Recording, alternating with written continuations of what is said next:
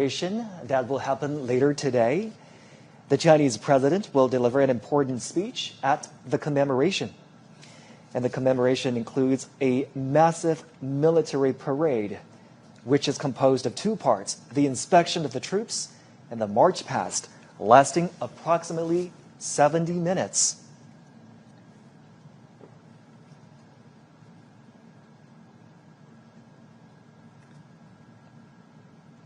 The Chinese president and his wife welcoming guests arriving for the commemoration. And now they're walking towards a group photo where the arriving international dignitaries will take a group photo together with the Chinese president. We are certainly marking a significant anniversary today on September 3rd. China is commemorating the 80th anniversary of the victory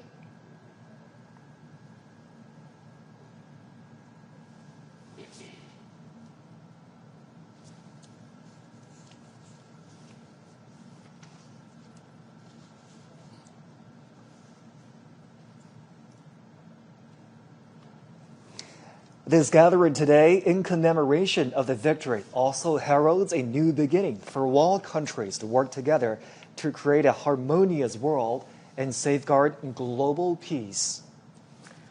Well, as you can see right there, front and center on this gate is the character Duan Men.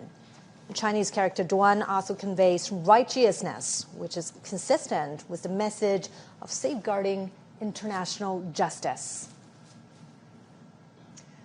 The leaders are now walking together towards the Tiananmen rostrum. It's a short walk from the Duanmen Gate we've been telling you about, which stands just north of the Tiananmen rostrum, to the rostrum itself. And Joshi, you know, for many foreign leaders who have visited China before, the Tiananmen rostrum, or the Forbidden City, is a familiar sight. Many of them have been here before to the Forbidden City. However, this gathering here today holds a special significance. Absolutely.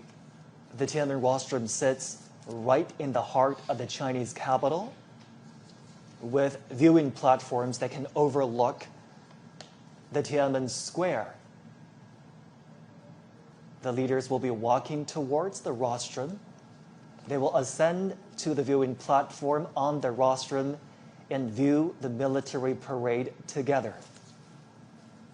Now, as they walk on the red carpet to make their way to the top of the Tiananmen rostrum, a little bit of background information about the structure. It was built as a ceremonial gate to the imperial city in the Ming Dynasty. It's witnessed the ties of Chinese history in the past 6 centuries. And in 1937, Tiananmen Square witnessed the fall of Peking. In October 1945, Japanese invaders in North China officially surrendered at the square of the Hall of Supreme Harmony in the Forbidden City.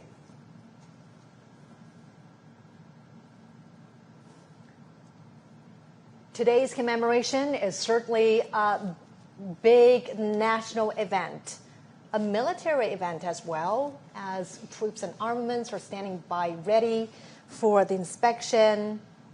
It is also a significant diplomatic event, as heads of state, leaders of international organizations are convening here to review the commemoration and the parade.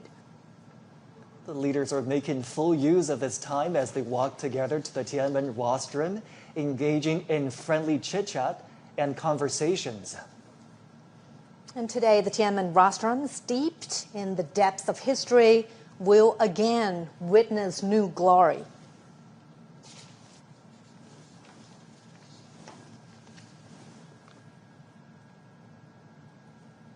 It is a pretty long walk to ascend to the top of the Tiananmen rostrum.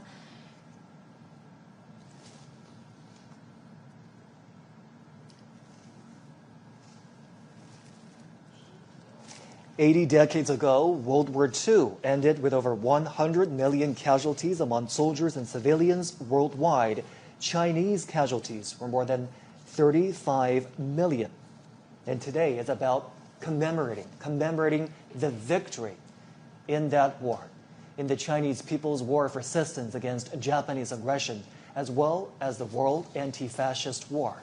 And now the leaders are arriving at that expansive viewing platform up on the Tiananmen rostrum.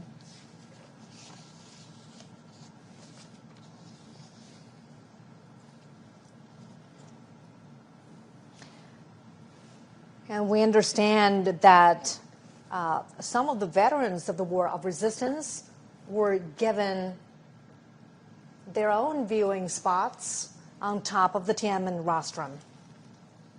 Crowds are welcoming China's top leader, as well as international dignitaries. We are seeing veterans sitting there, and President Xi Jinping and international dignitaries are shaking hands with a 99-year-old veteran, 100-year-old veteran from the 8th Route Army, 94-year-old veteran from the 8th Route Army, 102-year-old veteran from the new 8th Route Army, and from South China Guerrilla Force, 100-year-old veteran from the Kuomintang.